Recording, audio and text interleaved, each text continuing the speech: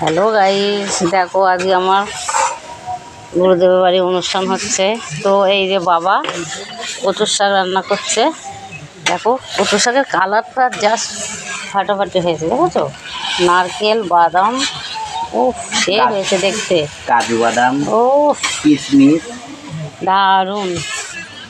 এই যে আমাদের দিদি ভাই এই যে কাজকর্ম করছে। এই যে এক দিদি ভাই,